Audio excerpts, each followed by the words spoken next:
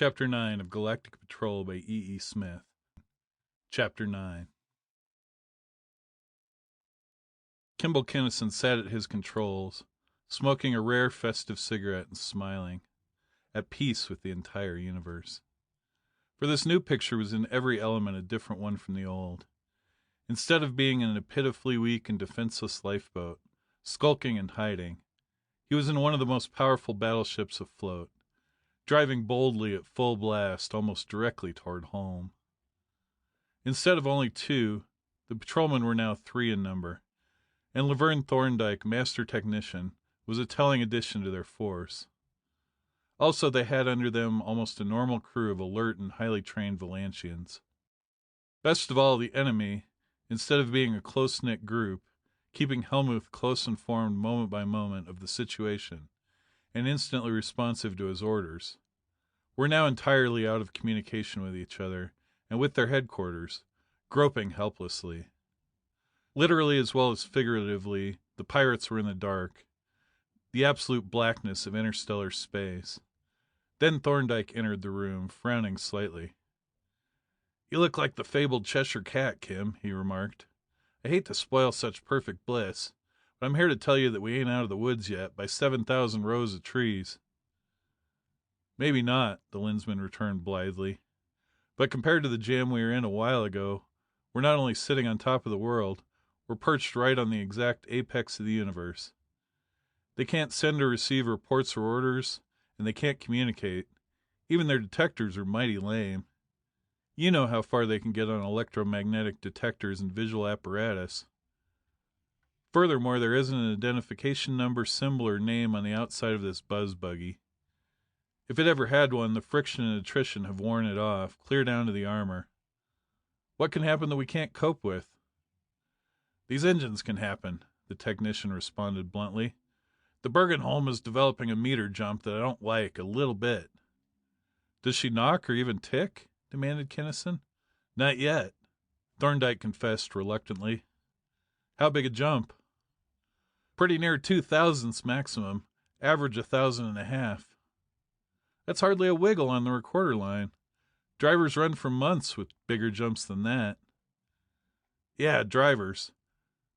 But of all the troubles anybody ever had with Bergenholms, a meter tick was never one of them, and that's what's got me guessing as to the whichness of the why.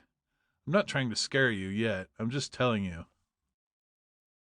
The machine referred to was the neutralizer of inertia, the sine qua non of interstellar speed. It was not to be wondered at that the slightest irregularity in its performance was to the technician a matter of grave concern. Day after day passed, however, and the huge converter continued to function, taking in and sending out its wonted torrents of power. It developed not even a tick, and the meter jump did not grow worse, and during those days they put an inconceivable distance behind them. During all this time their visual instruments remained blank. To all optical apparatus, space was empty save for the normal tendency of celestial bodies. From time to time something invisible or beyond the range of vision registered upon one of the electromagnetic detectors. But so slow were those instruments that nothing came of their signals. In fact, by the time the warnings were recorded, the objects causing the disturbances were probably far astern.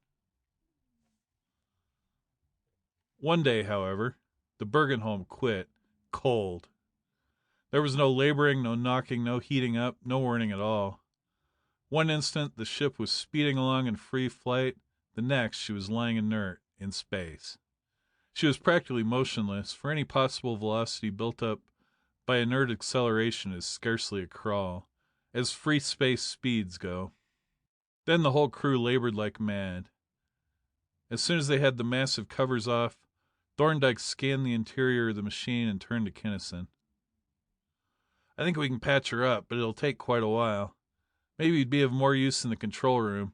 This ain't quite as safe as a church, is it, lying here inert?" "Most of the stuff's on automatic trip, but maybe I'd better keep an eye on things, at that. Let me know occasionally how you're getting along." And the Lensman went back to his controls, none too soon. For one pirate ship was already beaming him viciously.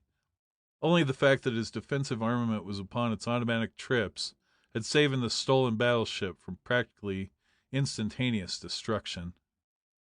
As Kinnison had already remarked more than once, Helmuth was far from being a fool, and that new and amazingly effective blanketing of his every means of communication was a problem whose solution was of paramount importance.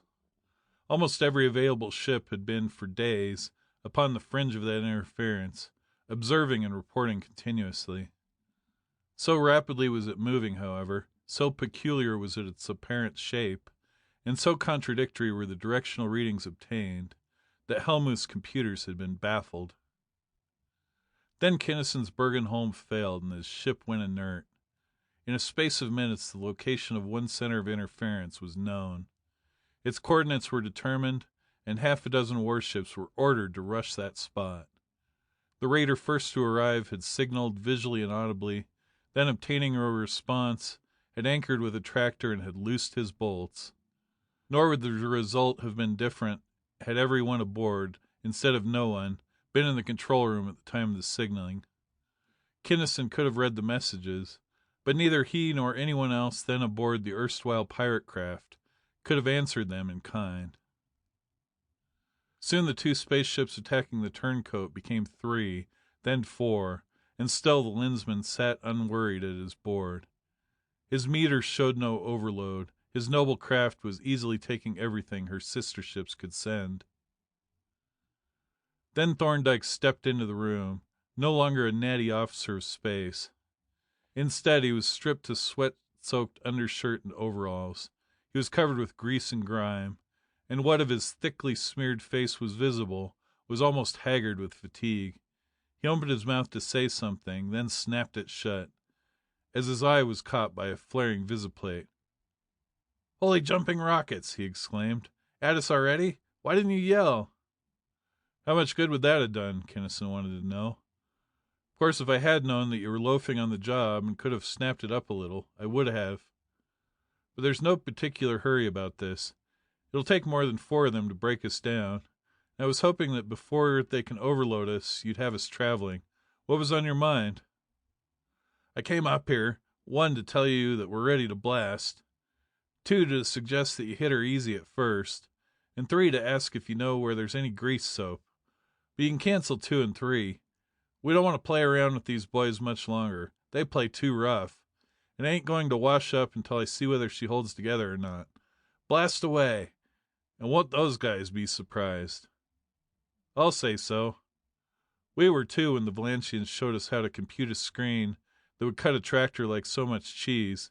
Here she goes." The Lensman twirled a couple of knobs, then punched down hard upon 3 buttons. As he did so, the flaring plates became dark. They were once again alone in space. To the dumbfounded pirates, inert as they were, and with their supposedly unbreakable tractors locked in full grip, it was as though their prey had slipped off into the 4th dimension. Their tractors gripped nothing whatever. Their ravening beams bored unimpeded through the space occupied an instant before by resisting screens. They did not know what had happened or how, and being deep in the field of interference, they could neither report to nor be guided by the master mind of Boskoni. For minutes Thorndyke, Van Buskirk, and Kinnison waited tensely, for they knew not what would happen.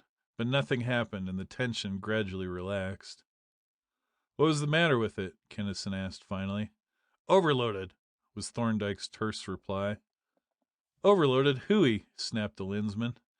"How could they overload a Bergenholm?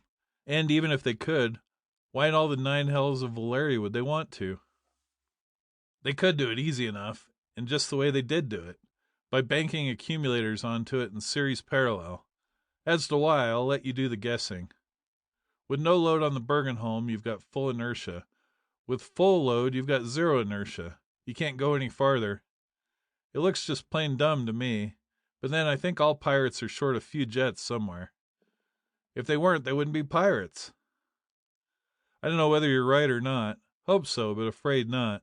Personally, I don't believe these folks are pirates at all, in the ordinary sense of the word." "Huh? What are they, then?" "Piracy implies similarity of culture, I would think," the Lensman said thoughtfully. "Ordinary pirates are usually renegades, deficient somehow, as you suggested, rebelling against a constituted authority which they themselves have at one time acknowledged, and of which they are still afraid. That pattern doesn't fit into this matrix at all, anywhere. So what? Now I say hooey right back at you. Anyway, why worry about it? Not worrying about it exactly, but somebody has got to do some thinking about it, or else. I don't like to think. It makes my head ache, interrupted Van Buskirk. Besides, we're getting away from the Bergenholm. You'll get a real headache there, Kinnison laughed, because I'll bet a good Tolarian beefsteak that the pirates were trying to set up a negative inertia when they overloaded the Bergenholm. And thinking about that state of matter is enough to make anybody's head ache. I knew that some of the dippier PhDs in higher mechanics have been speculating about it, Thorndyke offered. But it can't be done that way, can it? Nor any way that anybody has tried yet, if any such a thing is possible. The results may prove really startling. But you two had better shove off. You're dead from the neck up. The Berg's spinning like a top, as smooth as that much green velvet. You'll find a can of soap in my locker, I think. Maybe she'll hold together long enough for us to get some sleep. The technician eyed a meter dubiously, although its needle was not wavering a hair's breadth from the green line. But I'll tell the cockeyed universe that was a jury-rigging we gave it, if there ever was one. You can't depend on it for an hour until after it's been pulled and gone over. And that, you know as well as I do, takes a real shop with plenty of equipment. If you take my advice, you'll sit down somewhere while you can, and as soon as you can. That Bergenholm's in bad shape, believe me. We can hold her together for a while by main strength and awkwardness. But before very long she's going out for keeps. And when she goes out, you don't want to find yourself 50 years from a machine shop instead of 50 minutes. I'll say not, the Lensman agreed. But on the other hand, we don't want those birds jumping us the minute we land, either. Let's see, where are we? And where are the bases? Sector bases are white rings, you know. Subsector bases red stars. 3 heads bent over charts. The nearest red star marker seems to be in System 240-16-37, Kinnison finally announced. Don't know the name of the planet, never been there, and... Too far, interrupted Thorndyke. We'll never make it. Might as well try direct for Prime Base on Tellus. If you can't find a red closer than that, look for an orange or a yellow. Bases of any kind seem to be scarce out here, the Lensman commented. Wish they'd scattered them around a little thicker. Here's a violet star, but that wouldn't help us, just an outpost. Guess that purple one there's our best bet, concluded Thorndyke. It's probably several breakdowns away, but maybe we can make it if we have to. Purples are pretty low-grade spaceports, but they got tools anyway. What's the name of it, Kim? Or is it only a number? It's that very famous planet, Trenco, the Lensman announced, after looking up the reference numbers in the atlas. Trenco! Exclaimed Thorndyke in disgust. The nuttiest, dopiest, wooziest planet in the galaxy. We would draw something like that to sit down on for repairs, wouldn't we? Well, I'm on minus time for sleep. Call me if we go inert before I wake up, will you? I sure will, and I'll try to figure out a way of getting down to ground without bringing all the pirates in space along with us. Then Thorndyke and Van Buskirk slept. Kinnison planned, and the mighty Bergenholm continued to hold the vessel inertialess. In fact, all 3 men were thoroughly rested and refreshed before the expected breakdown came. And when it did come, they were more or less prepared for it. The delay was not sufficiently long to enable the pirates to find them again. The sweating, grunting, swearing engineers made one seemingly impossible repair after another. By dint of what dodge, improvisation, and makeshift only the fertile brain of Laverne Thorndyke ever did know. The master technician, one of the keenest and most highly trained engineers of the whole Solarian system, was not used to working with his hands. Although young in years, he was wont to use only his head in directing the labors and the energies of others. Nevertheless, he was now working like a stevedore. He was permanently grimy and greasy. Their 1 can of mechanic soap had been used up long since. His fingernails were black and broken. His hands and face were burned, blistered, and cracked. His muscles ached and shrieked at the unaccustomed effort. Until now they were on the build. But through it all he had stuck uncomplainingly, even buoyantly, to his task. One day, during an interlude of free flight, he strode into the control room and glanced at the course-plotting gonionometer, then stared into the tank. "Still on the original course, I see. Have you get anything doped out yet?" "Nothing very good. That's why I'm staying on this course until we reach the point closest to Trenco. I figured out my alleged brain backfired on me, and here's all I can get. I've been shrinking and expanding our interference zone, changing its shape as much as I could with reflectors, and cutting it off entirely now and then, to cross up their surveyors as much as I could. When we come to the jumping off place, we'll simply cut off everything that is sending out traceable vibrations. The Berg will have to run, of course, but it doesn't radiate much, and we can ground out practically all of that. The drive is the bad feature. It looks as though we'll have to cut down to where we can ground out the radiation. How about the flare?" Thorndyke took the inevitable slide rule from a pocket of his overalls and began to work it. "I've already had the Valantians build us some baffles. We've got lots of spare tantalum, tungsten, carb alloy, and refractory, you know, just in case we should want to use them. Radiation, detection, decrement, cosine squared theta, call it .0038, the engineer mumbled, operating his calculator. "We'll have to cut down to about 10 or 12 lights. Mighty slow, but we'll get there sometime, maybe. Now about those baffles." And he went into another bout with his slide rule, during which could be distinguished a few such words as temperature, inert corpuscles, velocity, fusion point, Weinberger's constant. Then he said, "It figures that about 14 lights your baffles go out. Pretty close check with the radiation limit. QX, I guess. But I shudder to think of what we may have to do to that Bergenholm to hold it together that long." "It's not so hot. I don't think much of the scheme myself," admitted Kinnison frankly. "Probably you can think up something better before—" "Who, me? What with?" Thorndyke interrupted with a laugh. "Looks to me like our best bet. Anyway, ain't you the mastermind of this outfit? Blast off." Thus it came about that long later the Lensmen cut off his interference, cut off his driving power, cut off every mechanism whose operation generated vibrations, which would reveal to enemy detectors the location of his cruiser. Space-suited mechanics emerged from the stern lock and fitted over the still white hot vents of the driving projectors the baffles they had previously built.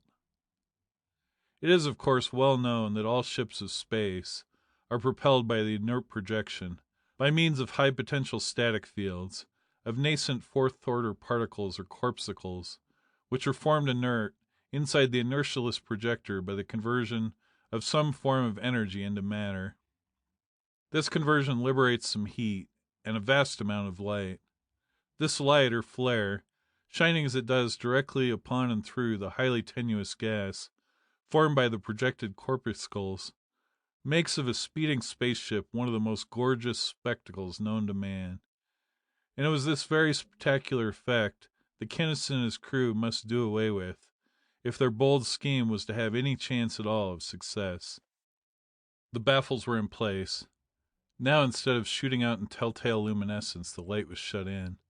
But so, alas, was approximately 3% of the heat. And the generation of heat must be cut down to a point at which the radiation equilibrium temperature of the baffles would be below the point of fusion of the refractories of which they were composed.